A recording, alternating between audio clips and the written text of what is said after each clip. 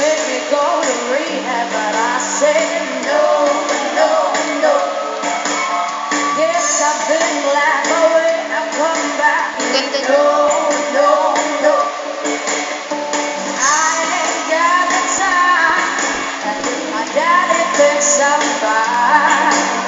Just try to make me go to rehab, but I won't go, go, go. I'd rather be at home with the rain. I ain't got 17 days. There's nothing that I can learn from Mr. Hathaway. I can't get a lot in place, but I know it all from any song that they try to make me go to rehab. But I said no, no, no. Yes, something about the way I come back. Yeah, no, no, no.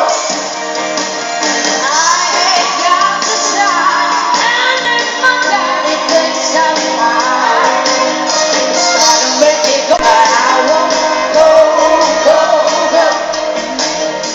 Try to let me go, rehab. I won't go, go, go. He's trying to make me go to rehab, but I won't go, go, go. Oh, I love this girl. KZ.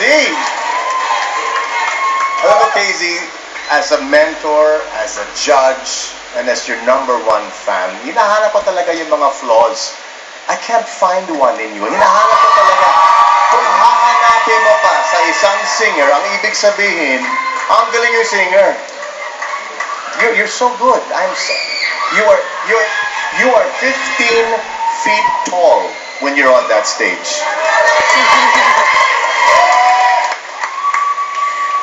Alam mo, lahat ng tao, meski saan ka pupunta ngayon, na sinasabi nila na ang mananalo dyan, ito. Iyang si Casey yan ang mananalo ng X Factor.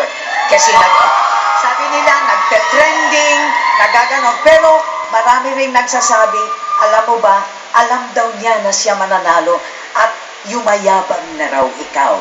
Ito ang mga sinasabi ng mga tao. Tignan mo ang mukha mo, iiyak ka na naman eh. Hindi pa naman, wala pa akong tinapos na Hindi pa sinabi. tapos, sweetheart. Pero that is how the people listen to you, and when they watch you, they just admire your fantastic talent.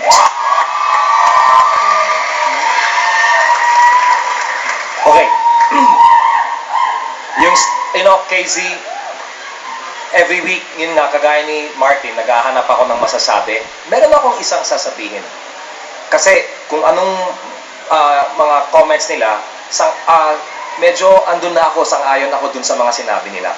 Dun lang sa isang negative, okay? Negative na hindi naman talaga negative. Yung kanta, okay? Rehab.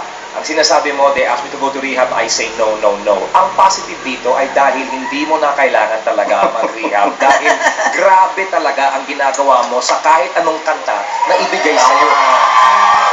Okay? So yun lang ang comment ko.